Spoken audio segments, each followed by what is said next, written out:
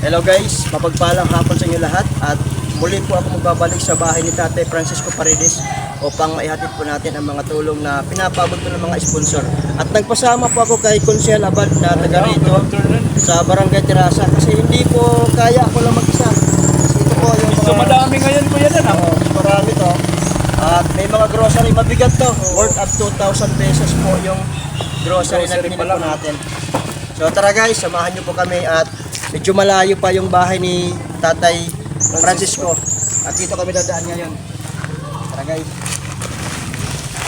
Ako na lang magbubuhat nito, Kuya Dan ha? Ito na lang kayo. O sige. Tara.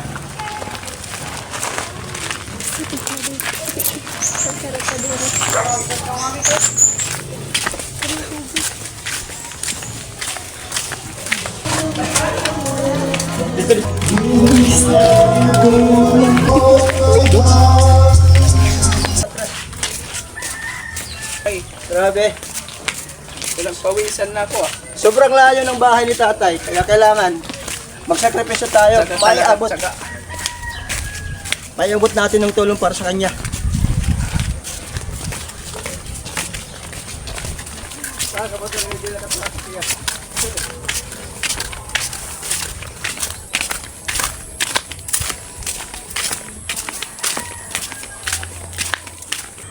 Buti na lang Kuya Dan, uminit. Hindi na mabuti. Pagod na ako, pagod na. Ang layo.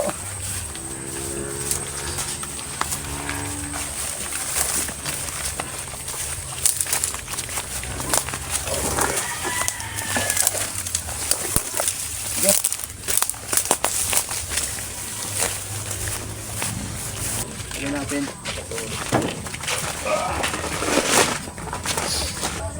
Tutulog si Tatay Francisco Hinihingal ako Kuya Dan Oo, layo. Pero guys, nandito si Tatay Francisco sa loob, nakahiga.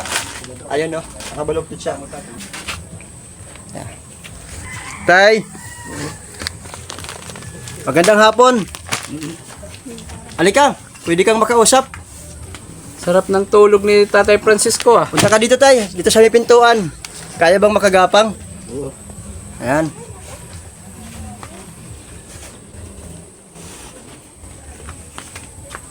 Ayan. Ito yung resibo. Ito siya, yung resibo niya.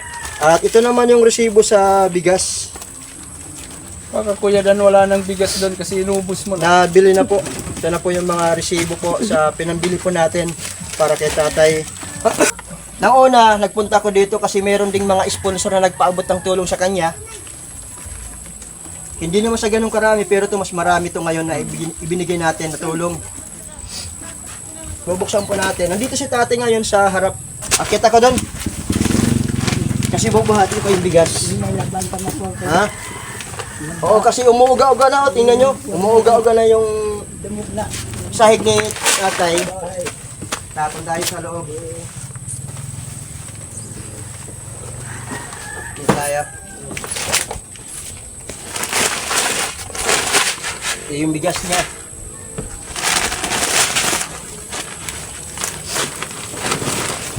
So dito si Tatay, gumagapang ano siya. Hirapan sa ano. Dito ka tayo, harap ka tayo. Uusap pa tayo. Dito ka tayo. Harap tayo. At kasapin kita. So ngayon tay, muli ako nagbalik dito. At panibagong blessing ang ibinigay po sa iyo ng Diyos. Dahil nung una, nagpunta rin ako dito, nagpaabot din ako ng unang tulong para sa kanya. At may mga bigas din po at may konting grocery. Pero hindi po yun mauubos yung unang inihatid kong tulong sa kanya. O nagaling sa tatlong sponsor na nagpaabot ng 377, 640 at 1,000 pesos. At ito naman, yung mga nagpaabot din po ng tulong. At nais ko sanang pasalamatan si Ma'am Rochelle at yung isa po na taga Bicol. Maraming salamat po. At yung isa pong sponsor na ayaw magpabanggit ang pangalan, maraming salamat po sa inyo ma'am. At lubos ako nagpapasalamat sa inyo dahil napakabuti ng Diyos na gumamit ang Diyos ng mga tao na may mabubuting kalooban na kayo po ang naging instrumento ni Lord para matulungan po itong si Tatay Francisco dahil sobrang nakakaawa po talaga. Sa kanyang kalagayan ngayon, mag-isa lang siya dito, napakalayo po yung mga kapitbahay niya at sobrang malayo yung pinuntahan namin na maibigay lang po yung tulong para sa kanya. Kaya ngayon, Tay, marami ka na ngayong stock na pagkain. Wala ka nang po problemahin ngayon, Tay. Wala na problema. Walang problema, marami ka ng bigas. At may mga bigas pa akong naibigay sa'yo dati. Di pa. At tinago mo yung bigas. Lata. O, nasa lata. Okay yan. Yung biskwit mo, naubos na yung unang biskwit mo. Di pa. Meron pa. Ito, may bago ka naman biskwit. Bigay po ito ng sponsor po na nasa Bicol. Siya po nagpaabot sa inyo. Damo na salamat. Oo. At saka na, Tay, ganito. Loobin sana ng Diyos na mapa-doktor po kita. Madala kita sa ospital, mapa-check up. Binabati. Balakang. O, yung... Paglalakad ko. Lalakad. Duro. At saka ito, may gatas ka, Tay. Uminom ka ng gatas. Tigil ko agala. Pero yung kape, nagkakape ka. Kape di ako. Oo, bawal kasi noong una, nakabili ako ng kape. Hindi ko alam na bawal pala kasi Niglaba. oo, may nag-remind sa akin na isang sponsor, sabi niya, wag daw painumin ng kape. Gatas ako. Oo, kasi bawal sa may ulcer. Kasi hindi ko rin po alam eh. Kagabi, kausap ko yung sponsor, sabi niya, mas maganda, magpakulo tayo ng bawang at yung mga herbal at yun yung iinumin mo para mas maka-recover pa yung maki-recover ka yung pakiramdam mo, yung sa sakit mo. Ano? Marat magasa. Kung ako high blood. High blood ka? Marat magasa. Grabe, no? Kailangan talaga si Tatay Francisco mapacheck sa doktor. Pero wala pong sapat na halaga. Kasi ito nga, ang akala ko kasi magkakaroon ng sobra para may padoktor sana si Tatay. Kasya lamang, hindi po wala pong sobra. Kaya, sige lang, Tay. Kung may magmamalasakit sa'yo na kahit magkano lang ang maiabot sa inyo, na madala kita sa ospital at mapacheck up kita at mabigyan po kayo ng sapat na gamot na pwede nyong mainom. Kasi kailangan yun eh. At ayaw pa ni Tatay na mawala sa mundo dahil sabi niya, gusto ko pang mabuhay ng matagal. Dahil nga nahihilo. Nahihilo ka. So ang dami mo palang nararamdaman. High blood ka, nahihilo ka, masakit yung tiyan mo, yung sikmura mo, sakit yung likod mo. Pero marunong ka maglugaw, Tay. Pwede ka ba maglugaw palagi? Lugaw ka kasi itong bigas na binili ko, bagong magandang klase itong bigas, yung pang pwede pang lugaw para sa'yo. Magkat panggatong gintagan ako, marami. Marami kang panggatong, okay lang yan. Ako.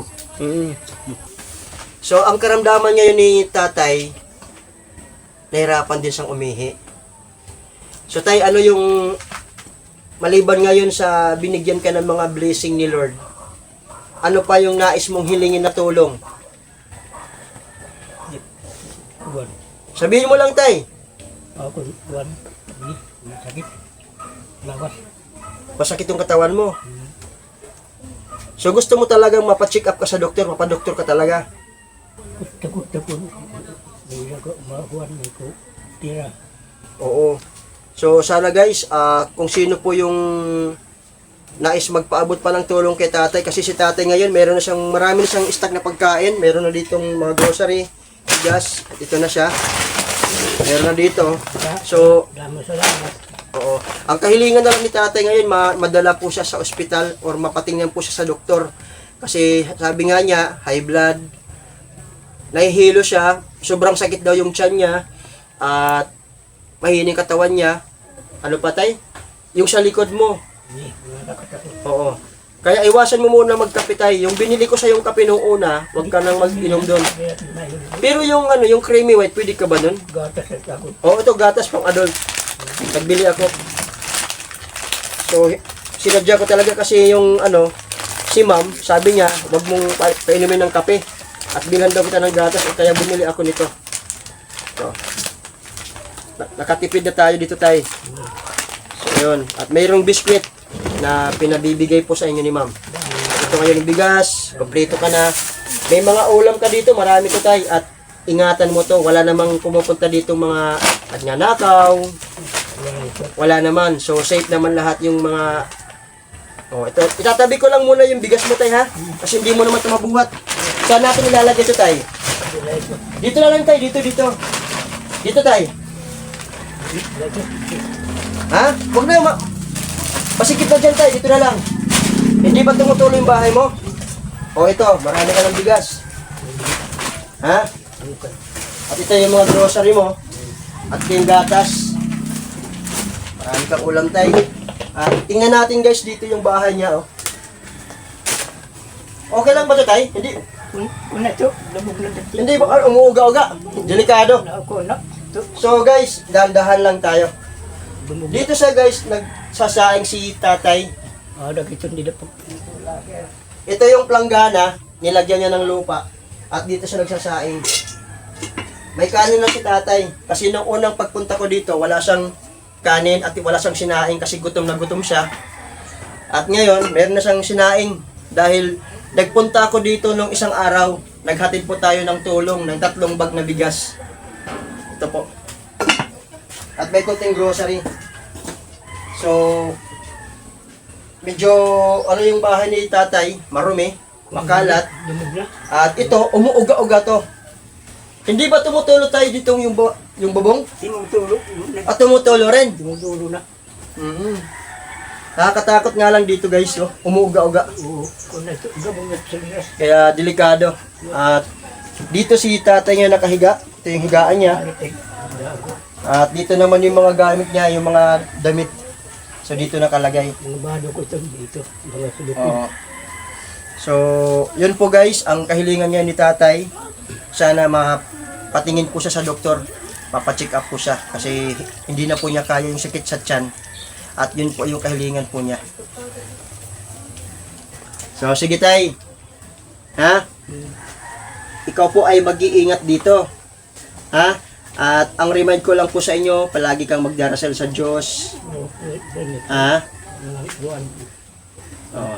Pagdasal mo lang na gumaling ka.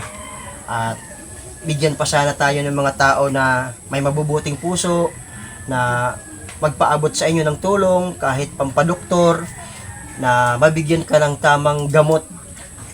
Salamat. Oo. At magpasalamat ka sa Diyos, wag ka sa akin magpasalamat tay. Ha? Dahil ang Diyos ang nagbigay sa iyo ng mga blessings sa iyo ngayon. Kung anong natanggap mo ngayon ng mga pagkain, galing po yun sa Diyos at gumamit ang Diyos ng mga tao na may busilak ang kalooban na mahatirin ka dito. Ha? Tay? At salamat po sa inyo, ma'am, sa pagpapaabot yun ng tulong para to kay tatay. Maraming salamat po sa inyo, ma'am. At kay Ma'am Rosel, marami din po salamat sa inyong tiwala sa Lakwatsero Pagbulig Vlog. At malaking tulong po ito sa advokasya ko sa Lakwatsero Pagbulig Vlog. Dahil yung tiwala mo, yun po yung hindi po namin sisirain yung tiwala po ng mga tao. Lalong-lalo na yung mga sponsor na nagtitiwala po sa Lakwatsero Pagbulig Vlog. So maraming salamat po sa inyo lahat guys. God bless po at mag-ingat kayo palagi. So sa mga hindi pa naka-follow, paki-follow po yung Facebook page po namin. At paki-subscribe po sa YouTube channel po namin para mas marami pa kaming matulungan ng mga tao na nangangailangan. Nakatulad po ngayon kay Tatay Francisco Paredes. Kaya maraming salamat po sa inyo lahat guys. Bye-bye. Oo. Iingat ako dito pagbaba. Umuuga-uga na yung bahay mo. Wala pang hagdan. So, sige tayo ha. Bye-bye.